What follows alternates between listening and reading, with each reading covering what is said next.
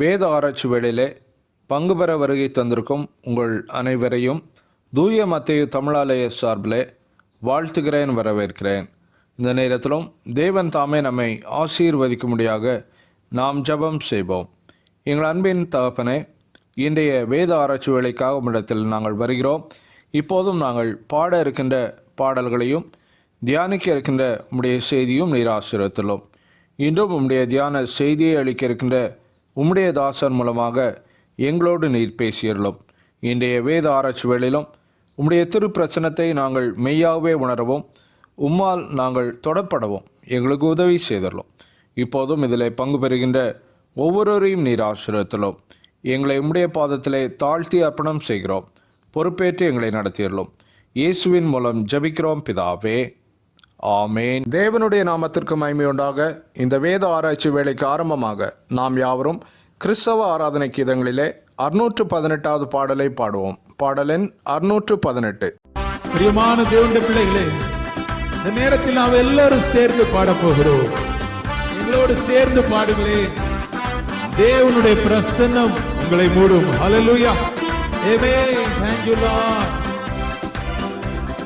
ஜெயம் கொடுக்கும் தேவனுக்கு கோடி கோடி ஸ்தோத்திரம். வாழ்வழிக்கும் இயேசு ராஜாவுக்கு வாழ்நாளெல்லாம் ஸ்தோத்திரம். ஜெயம் கொடுக்கும் தேவனுக்கு கோடி கோடி ஸ்தோத்திரம். வாழ்வழிக்கும் இயேசு ராஜாவுக்கு வாழ்நாளெல்லாம் ஸ்தோத்திரம். அல்லேலூயா அல்லேலூயா பாடுவே, ஆனந்த துணியால் உயர்த்துவே. அல்லேலூயா அல்லேலூயா பாடுவே, ஆனந்த துணியால் உயர்த்துவே. ஜெயம் கொடுக்கும் தேவனுக்கு கோடி கோடி ஸ்தோத்திரம். வாழ்வழிக்கும் இயேசு ராஜாவுக்கு வாழ்நாளெல்லாம் ஸ்தோத்திரம். நீதியின் கரத்தினால் நம்மை தாங்கி நடத்துவார். கர்த்தரே என் பலன், எதற்கும் அஞ்சிடேன். தேவன்தான் எனக்கு பலன். ஹல்லேலூயா, ஆமென். எல்லாம் சேர்ந்து பாடுவோம். Thank you Holy Spirit. எல்லாம் கைகளை தட்டி பாடுவோம் உற்சாகமாக. இன்று தேவன் பெரிய காரியங்களை செய்வார். ஆமென். Thank you Lord. Thank you Jesus. நீதியின் கரத்தினால் தாங்கி நடத்துவார். நீதியின் கரத்தினால் தாங்கி நடத்துவார். கர்த்தரே என் பலன், எதற்குமே அஞ்சிடே. கர்த்தரே என் பலன், எதற்குமே அஞ்சிடே. ஜெயம் கொடுக்கும் தேவனுக்கு கோடி கோடி ஸ்தோத்திரம். வாழ்வழிக்கும் இயேசு ராஜாவுக்கு வாழ்நாளெல்லாம் ஸ்தோத்திரம். அல்லேலூயா அல்லேலூயா அல்லேலூயா பாடுவே, ஆனந்த துணியால் உயர்த்துவே. அல்லேலூயா அல்லேலூயா பாடுவே, ஆனந்த துணியால் உயர்த்துவே. ஜெயம் கொடுக்கும் தேவனுக்கு கோடி கோடி ஸ்தோத்திரம். வாழ்வழிக்கும் இயேசு ராஜாவுக்கு வாழ்நாளெல்லாம் ஸ்தோத்திரம். நம் தேவன் அற்புதம் செய்கிறவர். இந்த உலகத்தை படைத்தவர். அவர் யுத்தத்தில் வல்லவர். மீட்பர் ஜெயிக்கிறார். ஹல்லேலூயா, ஆமென். Thank you Holy Spirit. எல்லாம் சேர்ந்து பாடுவோம் கைகளை தட்டி. Thank you Holy Father. உற்சாகமாக பாடுவோம். ஜெயம். Thank you Lord. அற்புதம் செய்பவர், அகிலம் படைத்தவர். அற்புதம் செய்பவர், அகிலம் படைத்தவர். யுத்தத்தில் வல்லவர், யுத்தத்தில் வல்லவர் மீட்பர் ஜெயிக்கிறார். ஜெயம் கொடுக்கும் தேவனுக்கு கோடி கோடி ஸ்தோத்திரம். வாழ்வழிக்கும் இயேசு ராஜாவுக்கு வாழ்நாளெல்லாம் ஸ்தோத்திரம். அல்லேலூயா அல்லேலூயா பாடுவேன் ஆனந்த துணியால் உயர்த்துவேன். அல்லேலூயா அல்லேலூயா பாடுவேன் ஆனந்த துணியால் உயர்த்துவேன். ஜெயம் கொடுக்கும் தேவனுக்கு கோடி கோடி ஸ்தோத்திரம். வாழ்வழிக்கும் இயேசு ராஜாவுக்கு வாழ்நாளெல்லாம் ஸ்தோத்திரம். நம்பிக்கை தேவன் அவர், நன்மைகளை அளிப்பவர். நம்முடைய வார்த்தையை அனுப்பியே அவர் தன்னை மகிமைப்படுத்துவார். ஹல்லேலூயா. தானியேலுக்கு மகிமைப்படுத்தினார், தானியேலை மகிமைப்படுத்தினார், நமக்கும் செய்வார். ஆமென். Thank you Holy Spirit. எல்லாம் சேர்ந்து பாடுவோம், கைகளை தட்டி.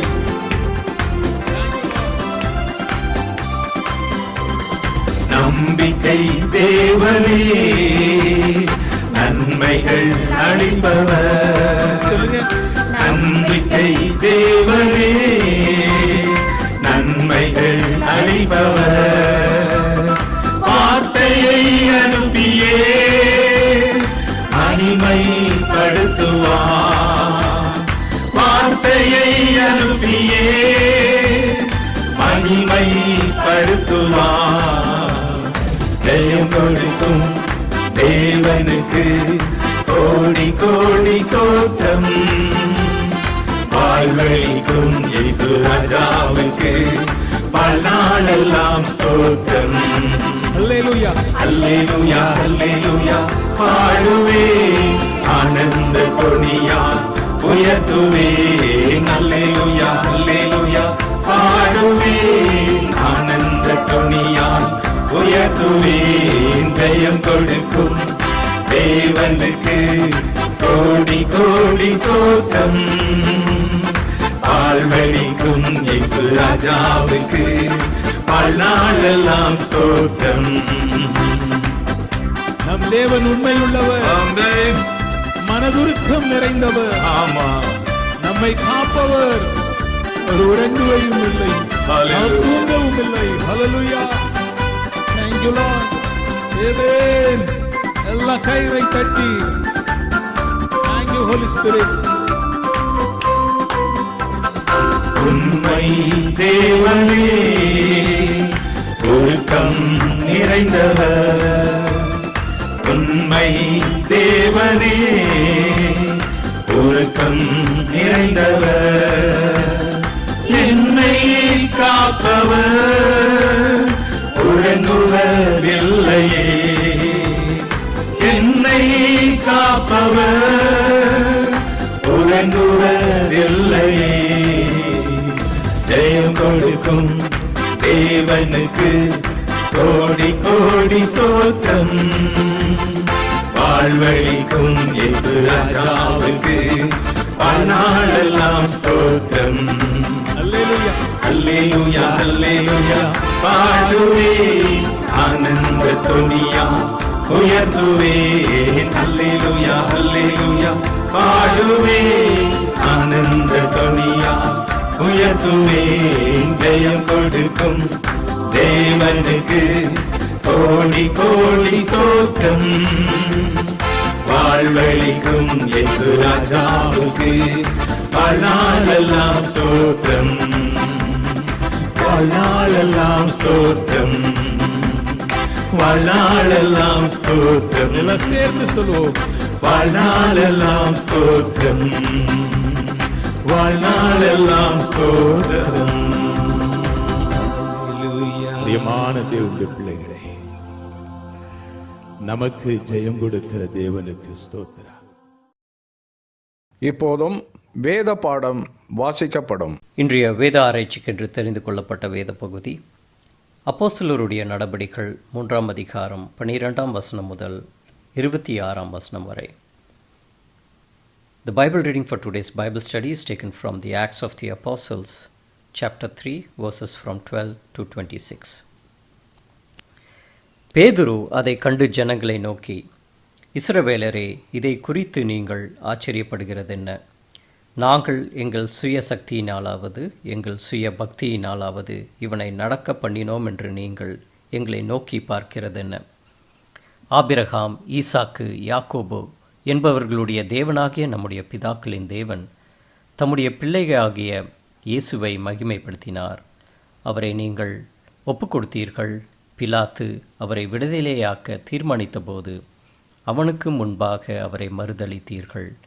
பரிசுத்தமும் நீதியும் உள்ளவரை நீங்கள் மறுதளித்து கொலை பாதகனை உங்களுக்காக விடுதலை பண்ண வேண்டும் என்று கேட்டு ஜீவாதிபதியை கொலை செய்தீர்கள். அவரை தேவன் மரித்தோரிலிருந்து எழுப்பினார். அதற்கு நாங்கள் சாட்சிகளாயிருக்கிறோம். அவருடைய நாமத்தை பற்றும் விசுவாசத்தினாலே அவருடைய நாமமே நீங்கள் பார்த்து அறிந்திருக்கிற இவனை பலப்படுத்தினது. அவரால் உண்டாகிய விசுவாசமே உங்கள் எல்லாருக்கும் முன்பாக இந்த சர்வாங்க சுகத்தை இவனுக்கு கொடுத்தது. சகோதரரே, நீங்களும் உங்கள் அதிகாரிகளும் அறியாமையினாலே இதை செய்தீர்கள் என்று அறிந்திருக்கிறேன். கிறிஸ்து பாடுபட வேண்டும் என்று தேவன் தம்முடைய தீர்க்கதரிசிகள் எல்லாருடைய வாக்கினாலும் முன்னறிவித்தவைகளை இவ்விதமாய் நிறைவேற்றினார். ஆனபடியினாலே கர்த்தருடைய சன்னிதானத்திலிருந்து இளைப்பாறுதலின் காலங்கள் வரும்படிக்கும் முன்னே குறிக்கப்பட்ட இயேசு கிறிஸ்துவை அவர் உங்களிடத்தில் அனுப்பும்படிக்கும் உங்கள் பாவங்கள் நிவிர்த்தி செய்யப்படும் பொருட்டு நீங்கள் மனந்திரும்பி குணப்படுங்கள். உலகத்தோற்றம் முதல் தேவன் தம்முடைய பரிசுத்த தீர்க்கதரிசிகள் எல்லாருடைய வாக்கினாலும் உரைத்தவைகள் எல்லாம் நிறைவேறி தீரும் காலங்கள் வருமளவும் பரலோகம் அவரை ஏற்றுக்கொள்ள வேண்டும். மோசே பிதாக்களை நோக்கி, உங்கள் தேவனாகிய கர்த்தர் என்னைப் போல ஒரு தீர்க்கதரிசியை உங்களுக்காக உங்கள் சகோதரரிலிருந்து எழும்ப பண்ணுவார். அவர் உங்களுக்கு சொல்லும் எல்லாவற்றிலும் அவருக்கு செவி கொடுப்பீர்களாக. அந்த தீர்க்கதரிசியின் சொற்கேளாதவன் எவனோ அவன் ஜனத்தில் இராதபடிக்கு நிர்மூலமாக்கப்படுவான் என்றான். சாம்வேல் முதற்கொண்டு எத்தனை பேர் தீர்க்க தரிசனம் உரைத்தார்களோ அத்தனை பேரும் இந்த நாட்களை முன்னறிவித்தார்கள். நீங்கள் அந்த தீர்க்கதரிசிகளுக்கு புத்திரராய் இருக்கிறீர்கள். உன் சந்ததியினாலே பூமியில் உள்ள வம்சங்கள் எல்லாம் ஆசீர்வதிக்கப்படும் என்று தேவன் ஆபிரகாமுக்கு சொல்லி நம்முடைய முன்னோர்களோடே பண்ணின உடன்படிக்கைக்கும் புத்திரராயிருக்கிறீர்கள். அவர் உங்கள் எல்லாரையும் உங்கள் பொல்லாங்குகளில் இருந்து விலக்கி உங்களை ஆசீர்வதிக்கும்படி தேவன் தம்முடைய பிள்ளையாகிய இயேசுவை எழுப்பி முதலாவது உங்களிடத்திற்கே அவரை அனுப்பினார் என்றான் என்பதே வாசிக்கும்படியாக தெரிந்து கொள்ளப்பட்ட வேத பாடம் வாசித்தாயிற்று. அறிவிப்புகள்.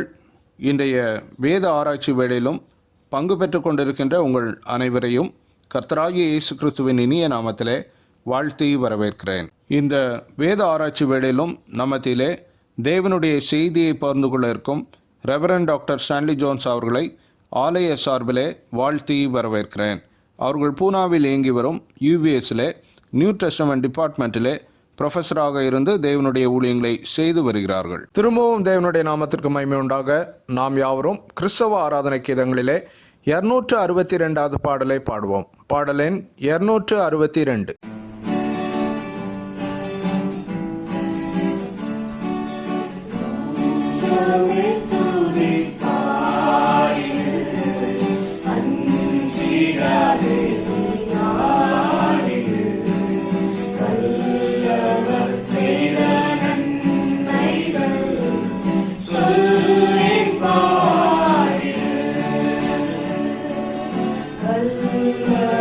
செய்த நன்மை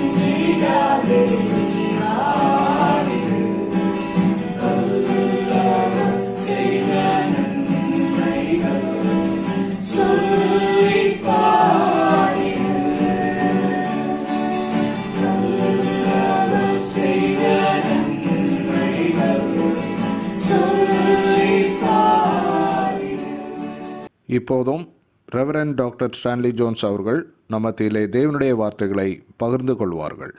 கிறிஸ்துவுக்குள் அன்பானவர்களே, ஆண்டவரும் இரட்சகருமாகிய இயேசு கிறிஸ்துவின் இனிய நாமத்தில் உங்கள் அனைவருக்கும் என் அன்பின் வாழ்த்துக்களை தெரிவித்துக் கொள்கிறேன்.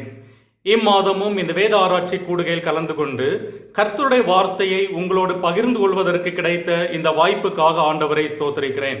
இந்த வாய்ப்பை கொடுத்த திருச்சபையின் போதகர் அவர்களுக்கும் நிர்வாக குழு உறுப்பினர்கள் மற்றும் விசுவாசிகள் அனைவருக்கும் என் நன்றியை தெரிவித்துக் கொள்கிறேன்.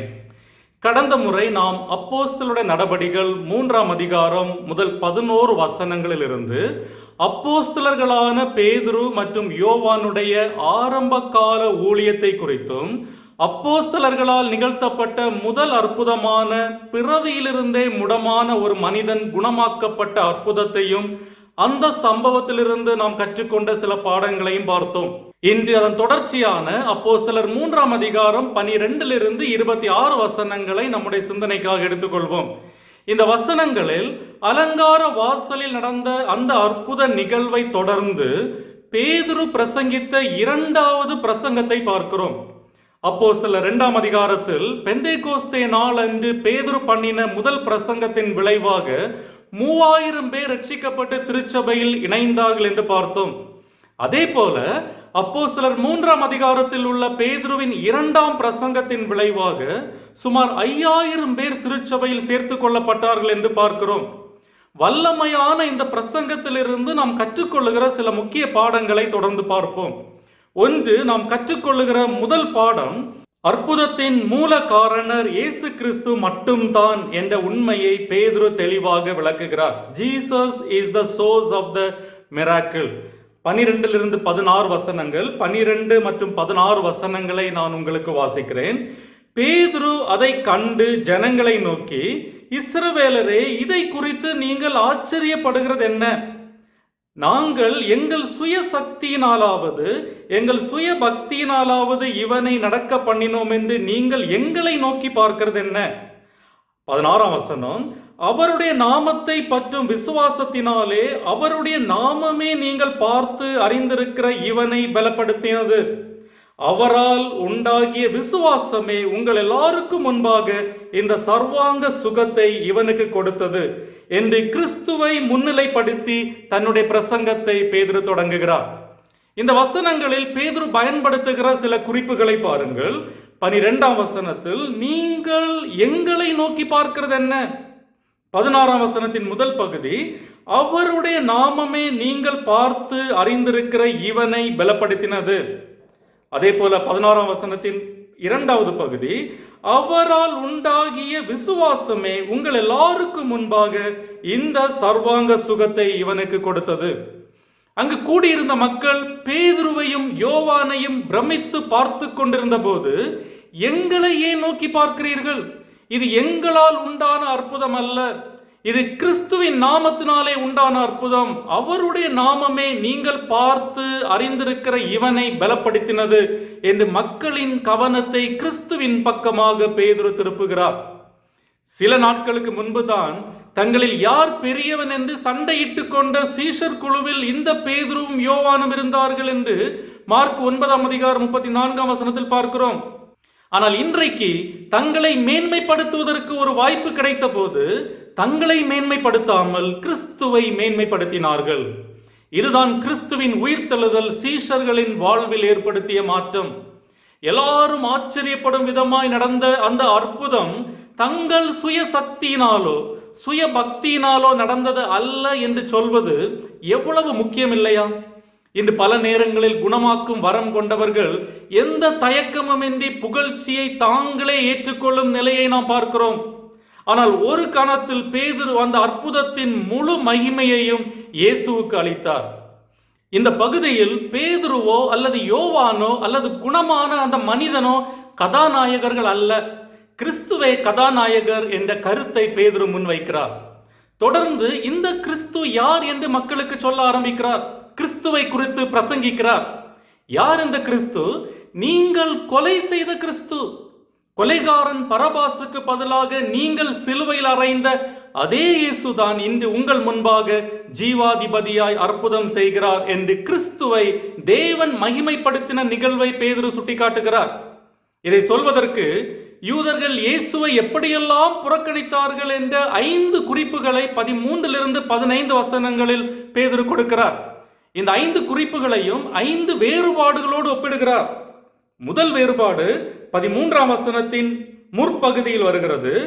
ஆபிரகாம், ஈசாக்கு, யாக்கோபு என்பவர்களுடைய தேவனாகிய நம்முடைய பிதாக்களின் தேவன் தம்முடைய பிள்ளையாகிய இயேசுவை மகிமைப்படுத்தினார், அவரை நீங்கள் ஒப்புக் கொடுத்தீர்கள். இது முதல் வேறுபாடு. தேவன் தம்முடைய பிள்ளையாகிய இயேசுவை மகிமைப்படுத்தினார், ஆனால் நீங்களோ அவரை ஒப்புக் கொடுத்தீர்கள். இயேசுவை நிராகரித்ததில் தேவனுடைய பிள்ளையை நிராகரித்தீர்கள் என்று சொல்லுகிறார். இந்த பகுதியில் இயேசுவின் பல பெயர்களை பேதுரு குறிப்பிடுகிறார். உதாரணத்துக்கு 13ஆம் வசனத்தில் தேவனுடைய பிள்ளையாகிய இயேசு என்று சொல்லுகிறார். 14ஆம் வசனத்தில் பரிசுத்தமும் நீதியும் உள்ளவர் என்று சொல்லுகிறார். 15ஆம் வசனத்தில் ஜீவாதிபதி என்ற பெயரை கிறிஸ்துவுக்கு பயன்படுத்துகிறார். 18ஆம் வசனத்தில் கிறிஸ்து அல்லது மேசியா என்ற பெயரை பயன்படுத்துகிறார். 22ஆம் வசனத்தில் மோசே போன்ற ஒரு தீர்க்கதரிசி என்று சொல்லுகிறார். 26ஆம் வசனத்தில் மீண்டுமாக தேவனுடைய பிள்ளை என்று அழைக்கிறார். இந்த வசனங்களில் 2 முறை கிறிஸ்துவை தேவனுடைய பிள்ளை என்று பேதுரு குறிப்பிடுகிறார். 13ஆம் வசனம் ஆபிரகாம், ஈசாக்கு, யாக்கோபு என்பவருடைய தேவனாகிய நம்முடைய பிதாக்களின் தேவன் தம்முடைய பிள்ளையாகிய இயேசுவை மகிமைப்படுத்தினார். அதே போல 26ஆம் வசனத்தில் மறுபடியும் அவர் உங்கள் எல்லாரையும் உங்கள் பொல்லாங்களிலிருந்து விலக்கி உங்களை ஆசீர்வதிக்கும்படி தேவன் தம்முடைய பிள்ளையாகிய இயேசுவை எழுப்பி முதலாவது உங்களிடத்திற்கே அவரை அனுப்பினார். இங்கு பிள்ளை என்று மொழிபெயர்க்கப்பட்டுள்ள கிரேக்க சொல் பைடா என்ற வார்த்தையை பிள்ளை அல்லது ஊழியக்காரன் அல்லது தாசன் என்று மொழிபெயர்க்க முடியும். எனவேதான் சில ஆங்கில மொழிபெயர்ப்புகள் சர்வன்ட், ஊழியர் என்று மொழிபெயர்த்துள்ளார்கள். பழைய ஏற்பாட்டில் குறிப்பாக ஏசாயா தீர்க்க தரிசன புஸ்தகத்தில் மேசியா பாடுபடும் தாசன், சஃபரிங் சர்வன்ட் என்று அறியப்படுகிறார். இது சங்கீதங்களிலும் மற்ற இடங்களிலும் எதிரொலிக்கிறது. தீர்க்கதரிசிகளால் கூறப்பட்ட அந்த ஊழியக்காரர் தேவனுடைய பிள்ளை இந்த இயேசுவே என்று தன் பிரசங்கத்தை பேதுரு ஆரம்பிக்கிறார். இந்த தேவனுடைய பிள்ளையை யூதர்கள் என்ன செய்தார்கள்? அவரை பிலாத்துவிடம் ஒப்பு கொடுத்தார்கள். ஆனால் அதற்கு நேர்மாறாக தேவன் அவரை மகிமைப்படுத்தினார். இரண்டாவது மாறுபாடு 13ஆம் வசனத்தின் 2வது பகுதியில் உள்ளது. பிலாத்து அவரை விடுதலையாக்க தீர்மானித்த போது அவனுக்கு முன்பாக அவரை மறுதலித்தீர்கள். புறஜாதி ரோம ஆளுநரான பிலாத்து இயேசுவை விடுதலை செய்ய மனதாயிருந்தான். அவரை நீதிமான் என்று அறிக்கையிட்டான். ஆனால் அவருடைய சொந்த ஜனமான யூதர்கள் அவரை மறுதலித்தார்கள் என்பது பேதுரு சுட்டிக்காட்டும் 2வது முரண்பாடு. பிலாத்து யூதர்களை பார்த்து, அப்படியானால் கிறிஸ்து எனப்பட்ட இயேசுவை நான் என்ன செய்ய வேண்டும் என்று கேட்டபோது அவரை சிலுவையில் அறைய வேண்டும் என்று அதிகமாய் கூக்குரலிட்டு சொன்னவர்கள் இந்த ஜனங்கள் தான். அதை அவர்களுக்கு ஒரு முறை கூட பேதுரு ஞாபகப்படுத்துகிறார். 3வது மாறுபாடு 14ஆம் வசனத்தில் உள்ளது. பரிசுத்தமும் நீதியும் உள்ளவரை நீங்கள் மறுதலித்து கொலை பாதகனை உங்களுக்காக விடுதலை பண்ண வேண்டும் என்று கேட்டீர்கள். பரிசுத்தமும் நீதியும் உள்ளவரை நீங்கள் மறுதலித்தீர்கள், ஆனால் கொலைக்காரனை நீங்கள் விடுதலையாக்கினீர்கள் என்பது 3வது வேறுபாடு. இங்கு பரிசுத்தமும் நீதியும் உள்ளவர் என்று இயேசு அழைக்கப்படுகிறார். பரிசுத்தமும் நீதியும் உள்ளவர் என்பது பழைய ஏற்பாட்டில் தேவனுடைய பண்புகளாக சொல்லப்பட்டவை. பரிசுத்தமும் நீதியும் உள்ளவர் என்றால் குற்றம் சுமத்தப்பட முடியாதவர் என்று பொருள். அப்படிப்பட்ட அவரை நீங்கள் குற்றம் சுமத்தினீர்கள் என்பது பேதுருவின் குற்றச்சாட்டு. பரிசுத்தமும் நீதியும் உள்ள கிறிஸ்துவை ஜனங்கள் என்ன செய்தார்கள்? அவரை மறுதலித்து சிலுவையில் அறையும்படி கேட்டுக்கொண்டார்கள். ஆனால் கலகக்காரனும் கொலைக்காரனுமான பரபாசுக்கு அவர்கள் என்ன செய்தார்கள்? அவனை விடுதலை செய்யும்படி வேண்டிக் கொண்டார்கள் என்று பேதுரு குற்றம் சாட்டுகிறார். 14ஆம் வசனத்தின் நிறைவு பகுதியிலும் 15ஆம் வசனத்தின் தொடக்கத்திலும் 4வது மாறுபாடு காணப்படுகிறது. கொலை பாதகனை உங்களுக்காக விடுதலை பண்ண வேண்டும் என்று கேட்டு ஜீவாதிபதியை கொலை செய்தீர்கள். இங்கு பேதுரு கிறிஸ்துவுக்கு பயன்படுத்தும் இன்னொரு பெயரை பார்க்கிறோம், ஜீவாதிபதி. ஜீவாதிபதி என்றால் ஜீவனை கொடுக்கிறவர் என்று பொருள். உயிரை எடுக்கும் பரபாசுக்கும் உயிருக்கு மூலாதாரமாகிய இயேசுவுக்கும் இடையே இந்த வேறுபாடு இருக்கிறது. உயிரை அளிப்பவனை நீங்கள் விடுதலையாக்கினீர்கள், ஆனால் உயிரை கொடுப்பவரை கொலை செய்தீர்கள் என்று பேதுரு அங்கே கூடியிருந்தவர்களை குற்றம் சாட்டுகிறார். 15ஆம் வசனத்தில் கடைசி மாறுபாட்டை பேதுரு குறிப்பிடுகிறார். ஜீவாதிபதியை நீங்கள் கொலை செய்தீர்கள், அவரை தேவன் மரித்தோரிலிருந்து எழுப்பினார். யூதர்கள் இயேசுவை கொலை செய்தார்கள், ஆனால் தேவன் அவரை எழுப்பினார் என்பது பேதுருவின் வாதம். கல்வாரி மனிதனின் கடைசி வார்த்தையா இருக்கலாம், ஆனால் வெறுமையான கல்லறை தான் தேவனுடைய கடைசி வார்த்தையாயிருந்தது. மனிதனின் மதிப்பீட்டில் இயேசு சித்திரவதை செய்யப்பட்டு சிலுவையில் அறையப்படுவதற்கு மட்டுமே தகுதியானவர். ஆனால் கடவுளின் மதிப்பீட்டில் இயேசு ஜீவாதிபதி, தேவனுடைய பிள்ளை, பல நூற்றாண்டுகளுக்கு முன்பே தீர்க்கதரிசிகளால் வாக்குறுதி அளிக்கப்பட்டார். இப்படி 5 மாறுபாடுகளை பேதுரு பட்டியலிடுகிறார். 1, தேவன் தம்முடைய பிள்ளையாக இயேசுவை மகிமைப்படுத்தினார், ஆனால் நீங்களோ அவரை ஒப்புக் கொடுத்தீர்கள்.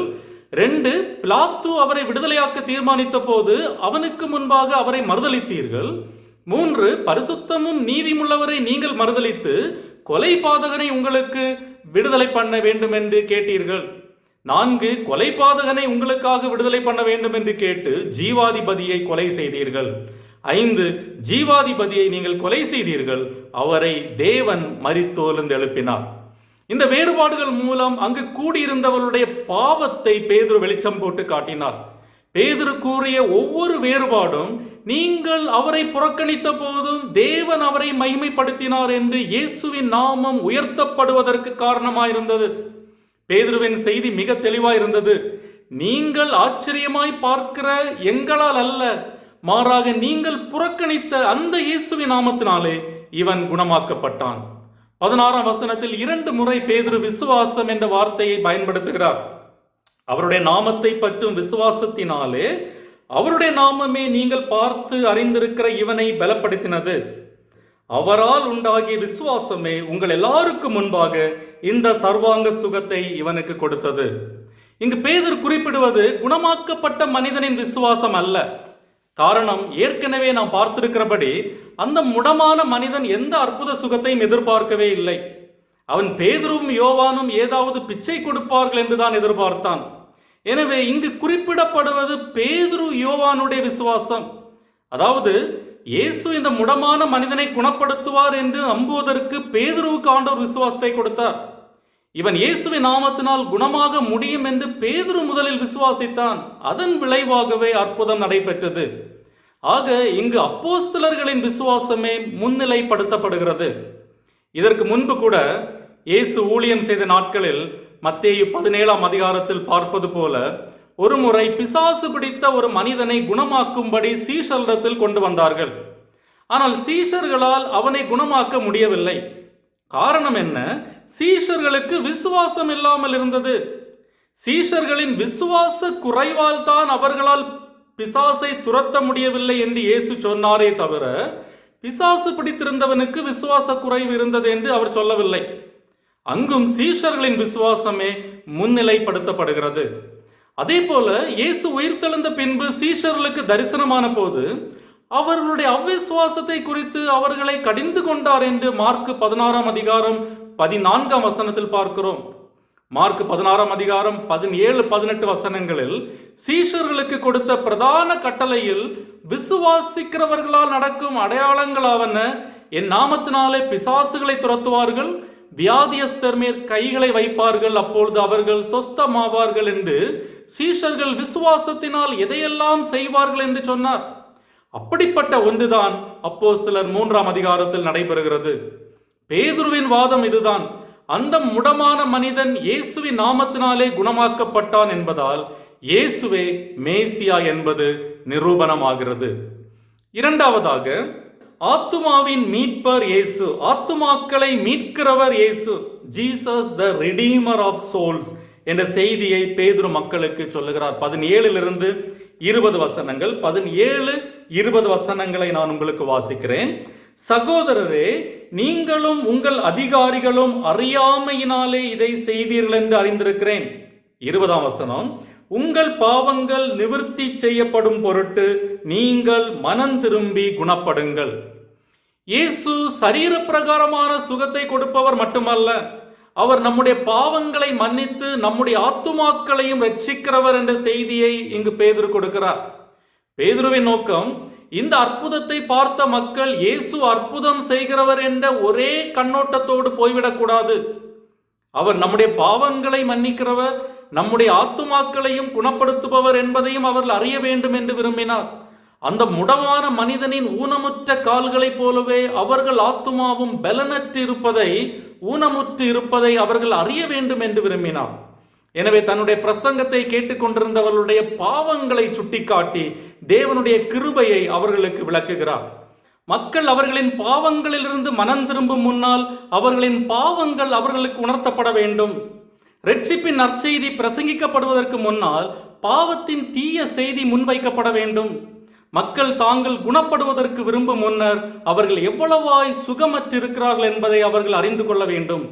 எனவே நீங்கள் சிலுவையில் அறைந்த இயேசு என்று அவருடைய பாவங்களை அவர்களுக்கு வெளிச்சம் போட்டு காட்டிவிட்டு அவர்கள் குற்ற உணர்வால் மூழ்கடிக்கப்பட்டு விடாதபடிக்கு உடனடியாக பேதுரு, சகோதரரே, நீங்களும் உங்கள் அதிகாரிகளும் அறியாமையினாலே இதை செய்தீர்கள் என்று அறிந்திருக்கிறேன் என்று ஒரு நம்பிக்கை ஊட்டும் செய்தியை தன்னுடைய பிரசங்கத்தில் சேர்த்து கொண்டார்.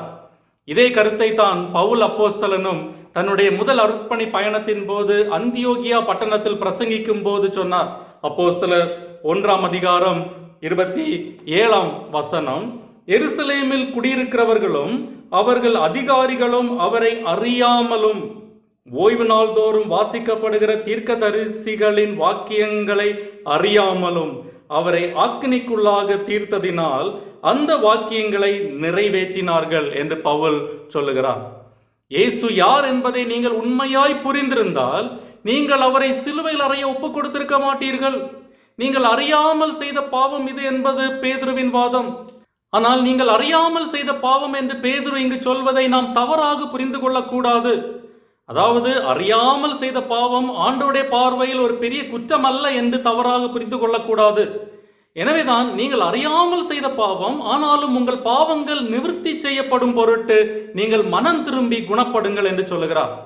அதே போல இயேசு யார் என்று அறிந்து கொள்ளும் வாய்ப்பு அவர்களுக்கு கிடைக்கவில்லை என்று பேதுரு சொல்லவில்லை. அவர்களுக்கு தொடர்ச்சியாக தீர்க்கதரிசிகள் மூலமா இயேசுவே மேசியா என்ற செய்தி பல முறை கொடுக்கப்பட்டது. ஆனால் அவர்களுடைய சுய கௌரவத்தினால் அதை அவர்களால் ஏற்றுக்கொள்ள முடியவில்லை. ஆகவே நீங்கள் அறியாமல் செய்த பாவம் என்று பேதுரு சொல்லும் போது உங்களுக்கு வாய்ப்பு கொடுக்கப்படவில்லை அல்லது எச்சரிப்பு கொடுக்கப்படவில்லை என்ற அர்த்தத்தில் அல்ல. மாறாக உங்களுக்கு வாய்ப்பு கொடுக்கப்பட்டும் உங்கள் அறியாமையினால் அதை புறக்கணித்தீர்கள் என்ற அர்த்தத்தில் சொல்லுகிறார். அதே போல அவர்கள் அறியாமையினால் அதை செய்தார்கள் என்பதனால் அவர்கள் செய்த குற்றம் குறைந்த குற்றமாகிவிடாது. காரணம், அவர்கள் ஜீவாதிபதியை, தேவனுடைய பிள்ளையை கொலை செய்த குற்றமுடையவர்கள். பழைய ஏற்பாட்டு நியாயப்பிரமாணத்தின் கீழ் அறியாமையினால் செய்த பாவத்துக்கும் துணிகரமான பாவத்துக்கும் இடையில் வேறுபாடு இருந்தது. அறியாமல் செய்த பாவம் பலிகள் செலுத்தப்படுவதன் மூலம் மன்னிக்கப்பட முடியும். ஆனால் துணிகரமான பாவங்களுக்கு பலி செலுத்தப்பட முடியாது.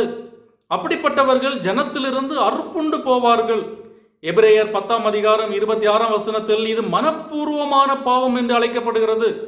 அப்படிப்பட்ட சூழலில் நீங்கள் அறியாமல் செய்த பாவம் என்ற வார்த்தை பேதுருவின் பிரசங்கத்தை கேட்டுக்கொண்டிருந்தவர்களுக்கு ஒரு நம்பிக்கையை கொடுத்திருக்கும். ஆனாலும் அவர்கள் அறியாமை என்னும் திரைக்கு பின்னாலே தொடர்ந்து ஒளிந்து கொண்டிருக்க முடியாது. எனவே உங்கள் பாவங்கள் நிவர்த்தி செய்யப்படும் பொருட்டு நீங்கள் மனம் திரும்பி குணப்படுங்கள் என்று பேதுரு எச்சரிக்கிறார்.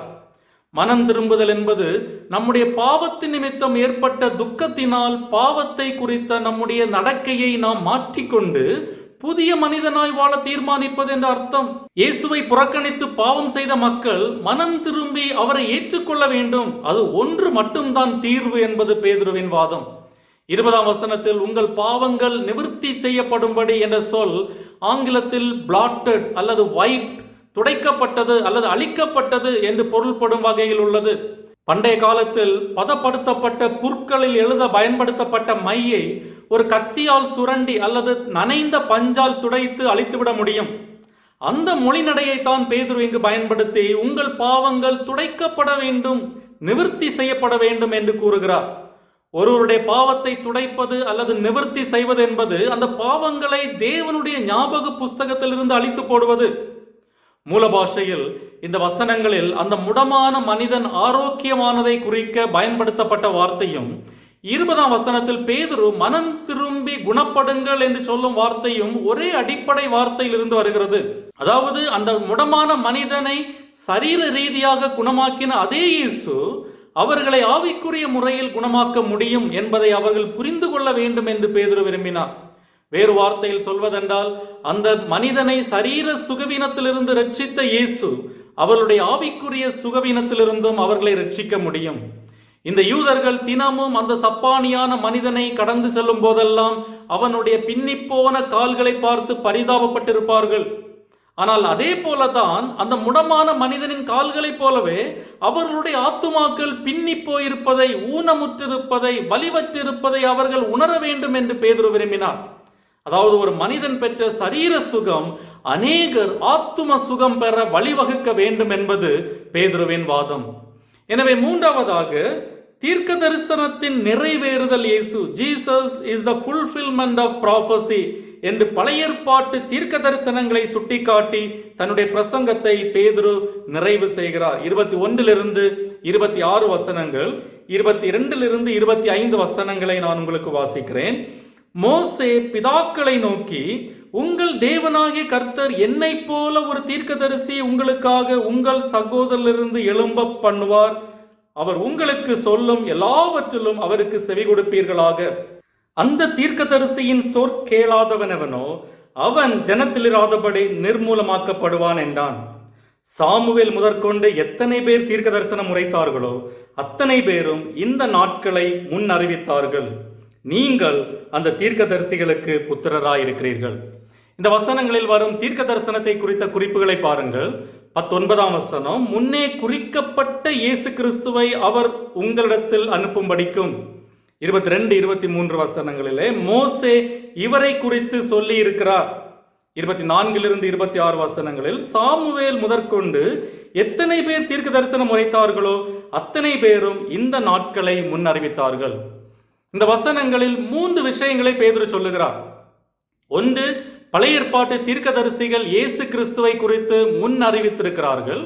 2, பழைய ஏற்பாட்டில் மோசே என்னை போன்ற ஒரு தீர்க்கதரிசி என்று அடையாளம் காட்டுபவர் இயேசு கிறிஸ்துவே. 3, பழைய ஏற்பாட்டு வாக்குத்தத்தங்களை நிறைவேற்றுபவரும் இந்த இயேசுவே என்று 3 சத்தியங்களை இந்த வசனங்களில் நமக்கு தருகிறார். பேதுருவின் பிரசங்கத்தை கேட்ட யூதர்கள் மேசியாவை குறித்த ஒரு தவறான கருத்தை கொண்டிருந்தார்கள்.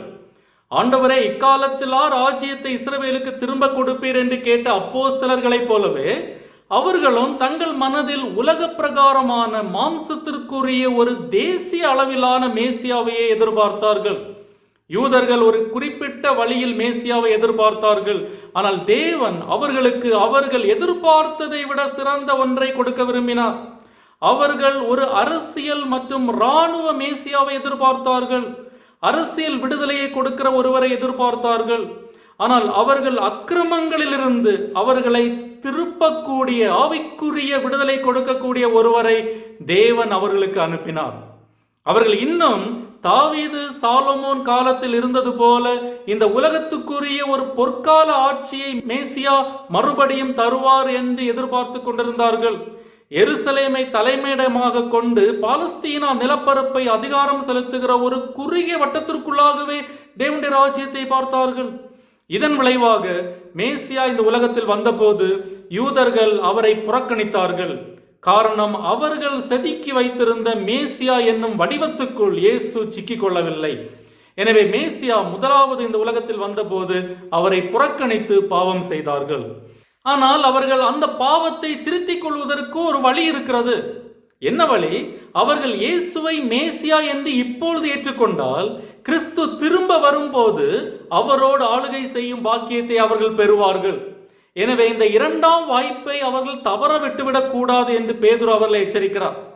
மேசியாவை தங்கள் வாழ்நாள் முழுவதும் ஆவலோடு எதிர்பார்த்து கொண்டிருந்த மக்களுக்கு இது ஒரு வல்லமையான ஊக்குவிப்பாக இருந்திருக்கும். கடைசியாக தன்னுடைய செய்தியை முடிக்கும் போது தீர்க்கதரிசிகளால் முன்னுரைக்கப்பட்ட இரட்சகர் இயேசு என்று ஒரு முறை கூட அழுத்தமாக சொல்லி முடிக்கிறார். இந்த அதிகாரத்தில் தீர்க்கதரிசிகளை பற்றி பேதுரு பல முறை குறிப்பிட்டிருக்கிறார் என்று நாம் ஏற்கனவே பார்த்தோம். யூதா 14-15 வசனங்களில் ஏனோக்கு தீர்க்கதரிசி என்று அழைக்கப்படுகிறார். ஆனால் யூதர்கள் பொதுவாக மோசேயையே முதலாவது பெரிய தீர்க்கதரிசி என்று எண்ணினார்கள். எம்மாவுக்கு செல்லும் வழியில் இயேசு அந்த 2 சீஷர்களுக்கு போதிக்கும் போது மோசே முதலிய சகல தீர்க்கதரிசிகளும் என்று தான் தொடங்கினார்.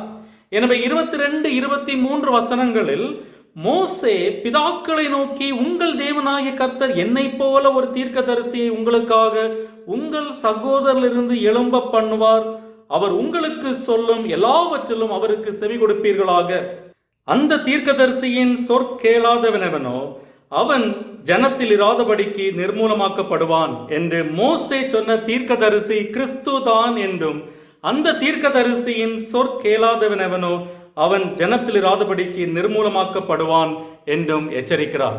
உபாகமம் 18ஆம் அதிகாரம் மற்றும் லேவியராகமம் 23 ஆகியவற்றில் உள்ள இந்த வார்த்தைகள் பேதுருவின் பிரசங்கத்தை கேட்டவர்களுக்கு மிகவும் அறிமுகமான வசனங்கள்.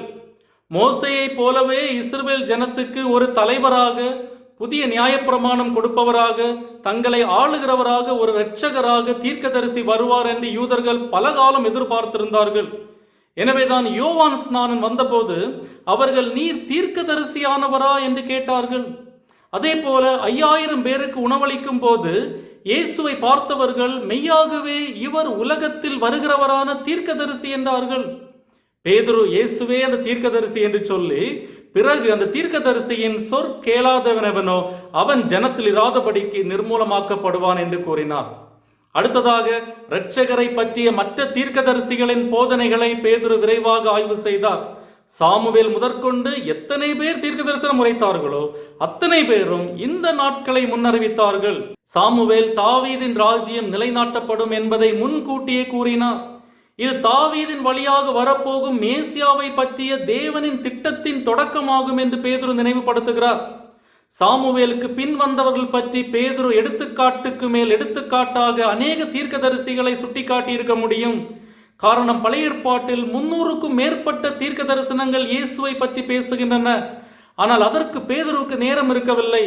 நாம் அடுத்த அதிகாரத்தில் பார்க்கிறபடி கிறிஸ்தவ எதிர்ப்பாளர்கள் அவரை சிறைபிடிக்க அருகில் வந்துவிட்டார்கள். எனவே பேதுரு யூதர்களுக்கு அருளப்பட்ட இன்னொரு ஈவான நீண்ட காலத்துக்கு முந்தைய உடன்படிக்கையை அவர்களுக்கு நினைப்பூட்டினார். உன் சந்ததியினாலே பூமியில் உள்ள வம்சங்கள் எல்லாம் ஆசீர்வதிக்கப்படும் என்று தேவன் ஆபிரகாமுக்கு சொல்லி, நம்முடைய முன்னோர்களோட பண்ணின உடன்படிக்கைக்கும் புத்திரராய் இருக்கிறீர்களே என்ற வாக்கு தத்தத்தை 25ஆம் வசனத்தில் அவர்களுக்கு நினைவுபடுத்துகிறார். இங்கு மேற்கோள் காட்டப்பட்ட வாக்கு தத்தம் ஆதியாகமம் 22ஆம் அதிகாரம் 18ஆம் வசனத்தில் காணப்படுகிறது. அது இயேசுவின் வருகையை குறித்தது. பேதுருவின் பிரசங்கத்தை கேட்டவர்கள் ஆதியாகமம் 22இன் வாக்கு தத்தத்தை அறியாதவர்கள் அல்ல. இருந்தும் அவர்கள் தேவனுடைய தீர்க்கதரிசிகளை தள்ளிவிட்டு தேவனுடைய வாக்கு தத்தத்தை புறக்கணித்தனர். தேவன் அவர்களை கைவிடுவதற்கு எல்லா விதத்திலும் உரிமை உள்ளவராயிருந்தார். ஆனால் அவர் அப்படி செய்யவில்லை. காரணம், தேவன் கிருபை உள்ளவர் என்றும் தன் உடன்படிக்கைக்கு உண்மை உள்ளவர் என்றும் பேதுரு அறிவித்து 26ஆம் வசனத்தில் தன்னுடைய பிரசங்கத்தை நிறைவு செய்கிறார். 26ஆம் வசனம், அவர் உங்கள் எல்லாரையும் உங்கள் பொல்லாங்களிலிருந்து விலக்கி உங்களை ஆசீர்வதிக்கும்படி தேவன் தம்முடைய பிள்ளையாகிய இயேசுவை எழுப்பி முதலாவது உங்களிடத்திற்கே அவரை அனுப்பினார் என்று இந்த பிரசங்கத்தை பேதுரு முடித்தார். பேதுரு பிரசங்கித்துக் கொண்டிருக்கும் போதே அவர் பிரசங்கத்தை முடித்தாரா அல்லது பாதியில் நிறுத்தினாரா நமக்கு தெரியாது. ஆனால் அடுத்த வசனம் 4ஆம் அதிகாரம் முதல் 3 வசனங்கள், அவர்கள் ஜனங்களுடனே பேசிக் கொண்டிருக்கையில் ஆசாரியர்களும் தேவாலயத்து சேனை தலைவனும் சதுசேயரும் அவரிடத்தில் வந்து அவர்கள் ஜனங்களுக்கு உபதேசிக்கிறதினாலும் இயேசுவை முன்னிட்டு மரித்தோரிலிருந்து உயிர்த்தெழுதலை பிரசங்கிக்கிறதினாலும் சினம் கொண்டு அவர்களை பிடித்து சாயங்காலமாயிருந்தபடியினால் மறுநாள் வரைக்கும் காவலில் வைத்தார்கள் என்று பார்க்கிறோம். யூத தலைவர்கள் அப்போஸ்தலர்களை சிறைபிடித்தார்களே ஒழிய அவர்களின் வார்த்தைகளை சிறைபிடிக்க முடியவில்லை. அடுத்த வசனம் 4ஆம் அதிகாரம் 4ஆம் வசனம், வசனத்தை கேட்டவர்களில் அநேகர் விசுவாசித்தார்கள், அவர்களின் தொகை ஏறக்குறைய 5000 ஆயிருந்தது என்று பார்க்கிறோம். அந்த 5000 பேரில் முன்னால் முடமான பிச்சைக்காரனும் சரீரத்தில் மட்டுமல்ல ஆவியிலும் குணம் பெற்றவனாக இருந்திருப்பான்.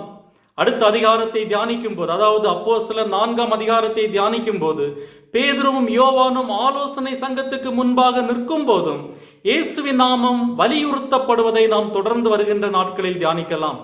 பேதுருவின் பிரசங்கத்திலிருந்து நாம் எப்படி நற்செய்தியை மற்றவர்களுக்கு அறிவிக்க வேண்டும், நற்செய்தியை அறிவிக்கும் போது கடைபிடிக்க வேண்டிய முக்கியமான அம்சங்கள் என்ன என்ற விவரங்களும் இந்த வசனங்களில் கொடுக்கப்பட்டுள்ளது. அதை நாம் ஒரு தனி பாடமாக அடுத்த முறை தியானிக்கலாம். இன்று நாம் கற்றுக்கொண்ட இந்த பாடத்தின் கருத்தை நாம் மனதில் வைத்துக் கொள்வோம். இயேசு கிறிஸ்துவே உண்மையான அற்புதத்தின் மூல காரணராயிருக்கிறார். எல்லா புகழும் அவர் ஒருவருக்கே சேர வேண்டும். கிறிஸ்து நம்முடைய பாவங்களை மன்னித்து நமக்கு மீட்பு தரும் இரட்சகர். வெறும் சரீர பிரகாரமான பலவீனங்களை குணப்படுத்துபவர் மட்டுமல்ல, நம்முடைய ஆத்துமாக்களையும் ரட்சிக்கிறவர். எனவே நாம் பாவத்தை விட்டு மனம் திரும்பி கிறிஸ்துவின் வருகையை எதிர்நோக்கி காத்திருந்தால் நம்முடைய வாழ்வில் ஆண்டவருடைய ஆசீர்வாதம் தாராளமாக இருக்கும் என்பதில் எந்த சந்தேகமும் இல்லை. அப்படிப்பட்ட கிருபையை ஆண்டவர் நமக்கு தருவாராக. ஆமென். இப்போதும் நம்மத்திலே தேவனுடைய செய்தியை பகிர்ந்து கொண்ட ரெவரண்ட் டாக்டர் ஸ்டான்லி ஜோன்ஸ் அவர்களுக்கு ஆலய சார்பிலே நன்றிகளை தெரிவித்துக் கொள்கிறேன். தேவன் தாமே அவர்களை ஆசீர்வதிப்பாராக.